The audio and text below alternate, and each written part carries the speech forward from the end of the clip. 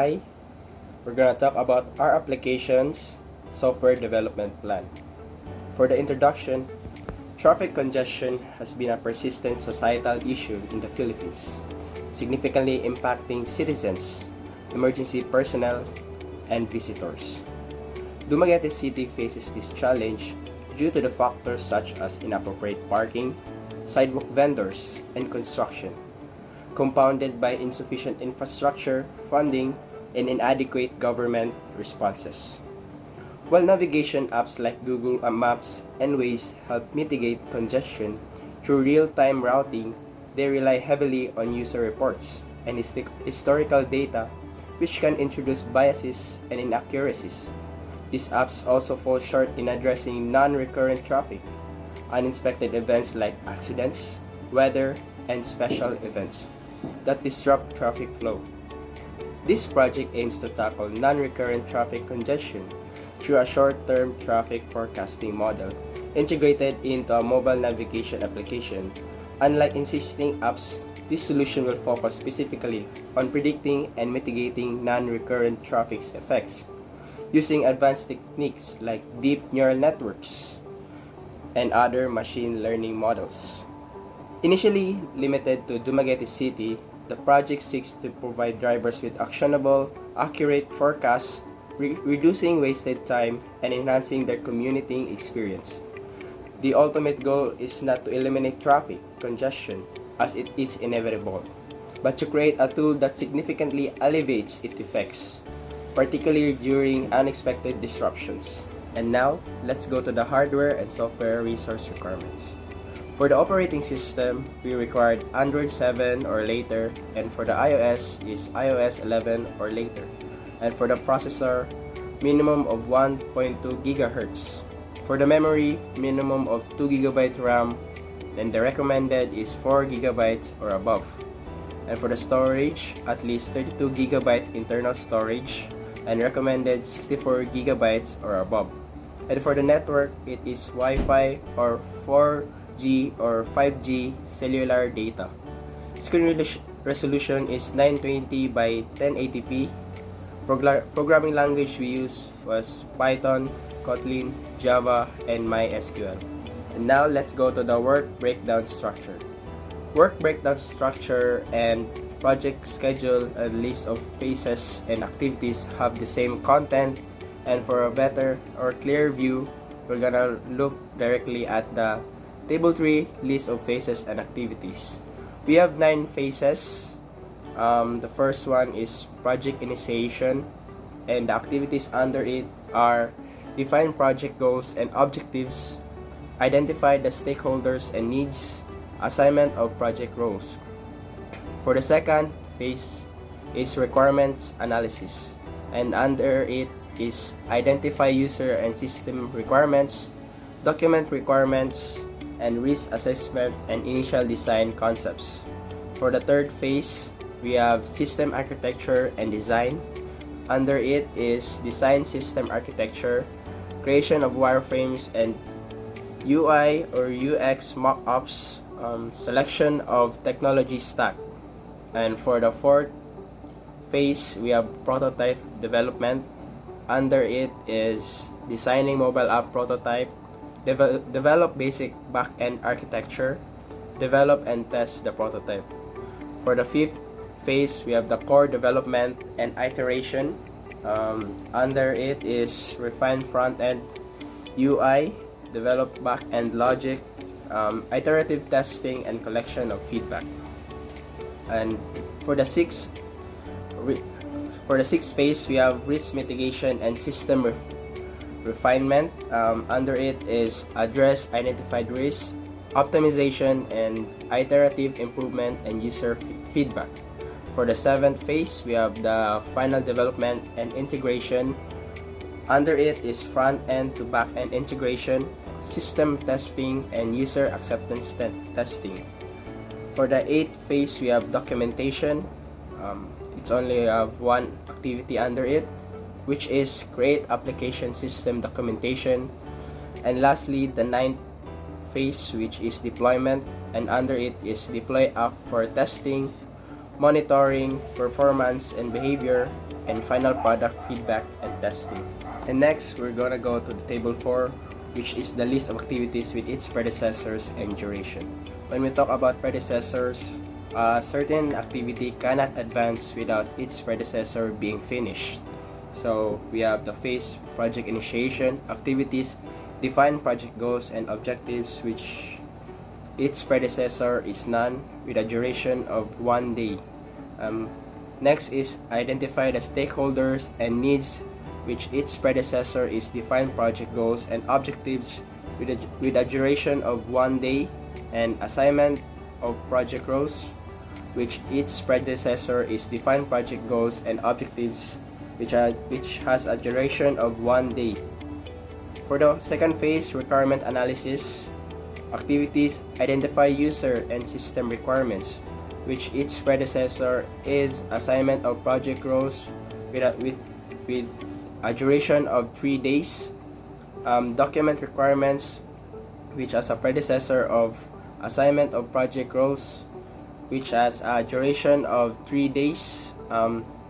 Risk assessment and initial design concepts, which its predecessor is document requirements, which has a duration of 3 days. For the third phase, system architecture and design, its first activity, design system architecture, which its predecessor is risk assessment and initial design concepts, which has a duration of 5 days. Creation of wireframes and UI or UX mock-ups, which its predecessor is design system architecture, which has a duration of 4 days. Selection of technology stack, which its predecessor is design system architecture, which has a duration of 3 days. For the fourth phase, prototype development, designing mobile app prototype, which its predecessor is creation of wireframes and UI or UX mock-ups, which has duration of 5 days. Develop basic back-end architecture, which its predecessor is selection of technology stack, which has a duration of 6 days.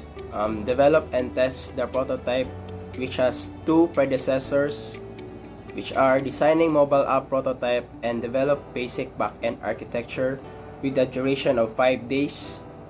And for the next phase, we have core development and iteration.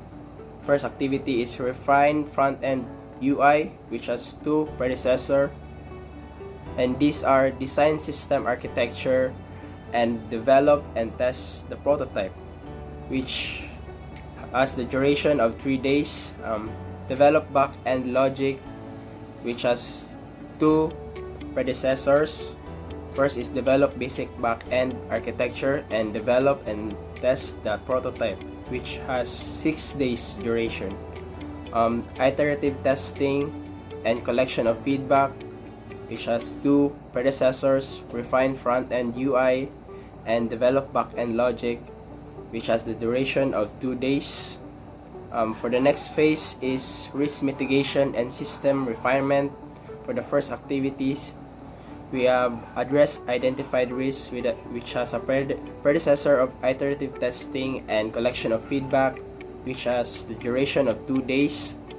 Next is optimization, which has 2 predecessors. First is iterative testing and collection of feedback. Second is address identified risks, which has the duration of 2 days. Next is iterative improvement and user feedback, which has the predecessor of optimization and has the duration of 2 days. Next phase is the final development and integration. First activity, front-end to back-end integration, which has 3 predecessors, which are develop and test the prototype, refine front-end UI, and iterative improvement and user feedback, which has the duration of 5 days. System testing, which has a predecessor of front-end to back-end integration, which has duration of 4 days. User acceptance testing, which has a predecessor of system testing, which has the duration of 2 days. Second to the last phase is documentation, which only has one activity, and this is create application system documentation, which has two predecessors. And first is define project goals and objectives, and the second is system testing, which has the duration of 2 days. For the last phase, deployment, first activity is deploy app for testing. We have two predecessors. First is front-end to back-end integration, and second is system testing, which has a duration of 2 days. Next is monitoring performance and behavior, which has a predecessor of deploy app for testing, which has a duration of 3 days. And lastly, final product feedback and testing, which has two predecessors. And these are deploy app for testing and monitoring performance and behavior, which has a duration of 3 days. And to have a better understanding, we present a Gantt chart, which is an illustration of the activities. It accumulated 61 days.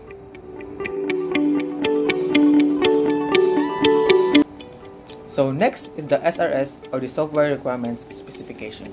So first is the user requirements definition.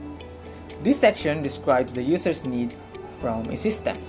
So first is the user must log in via Google Authentication. Second is the user can view real-time traffic information on a map for a non-recurrent traffic events. Third is the users will receive notifications from unexpected traffic events in selected areas. Fourth is users will be prompted to enable location permission for traffic information and location display. And the fifth is the users will be prompted to enable notification permission for real-time updates. And the last one, the sixth, is user can log out at any time. So next is the system requirements specification. These sections outline the technical and functional requirements of a system. So first is the system shall integrate Google Sign-in for secure authentication with open authorization. Second is the system shall retrieve and display traffic events data on a map. Third is the system shall send real-time notifications based on user permission. The fourth is the system shall request location permission and display the user's location on the map. Fifth, if the location or notification permissions are denied, the system will function with limited features. The last one, the sixth, is the system shall offer a secure logout option, clearing session data. So the next is the system evolution. To stay relevant, the application must evolve technological advancement and changing user needs.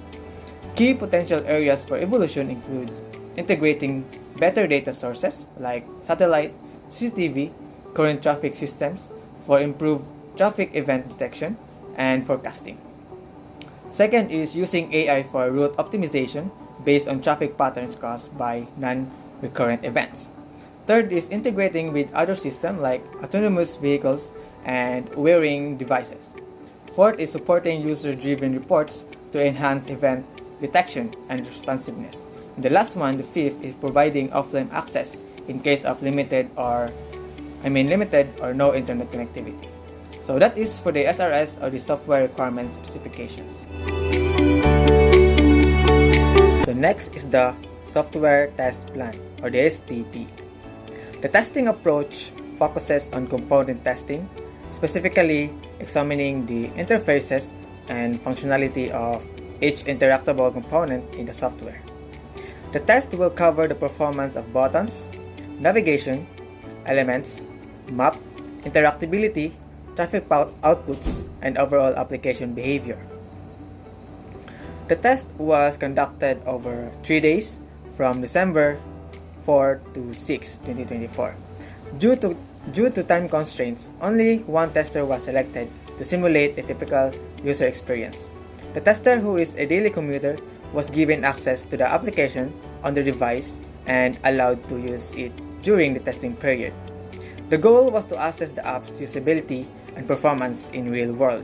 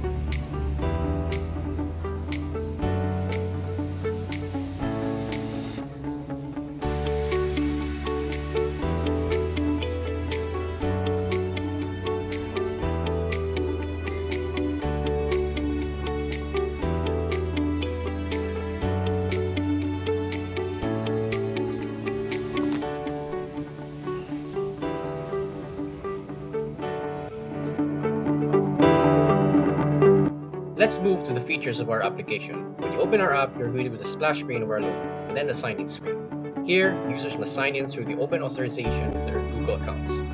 Once signed in, they start in the map screen.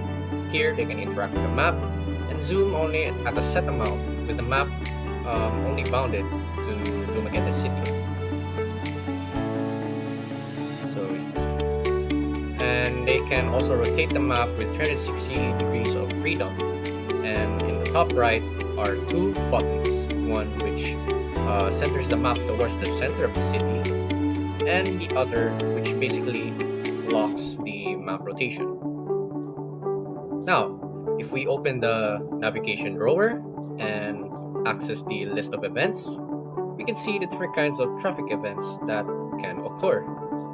And here, if we go back to the map, we can display or see the display of which roads are affected with these traffic events.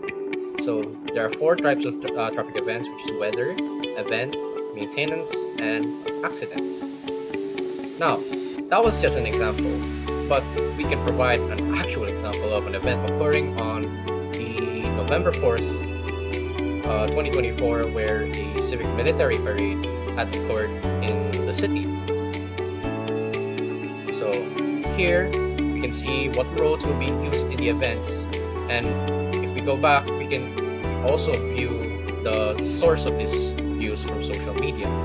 So here you can see the roads that are being affected, and if you click on the source, we can see the original source of where it was taken from.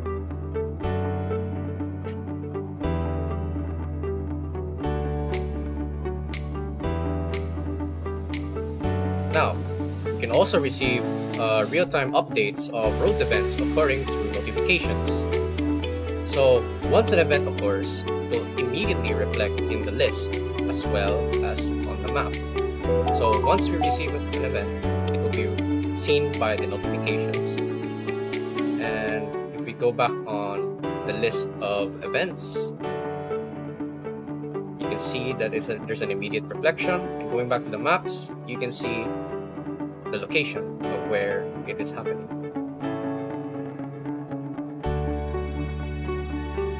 Now, we can customize our notification settings if we want to be notified of new events occurring in the current day, or be notified of the summary of the number of events occurring within the day.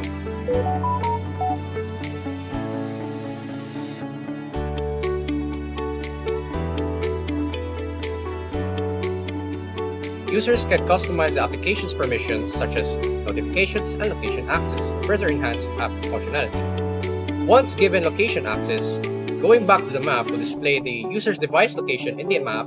Zooming in towards will display a blue circle to signify the approximate area of their location, and changing device orientation will reflect on the blue beam to signify their direction.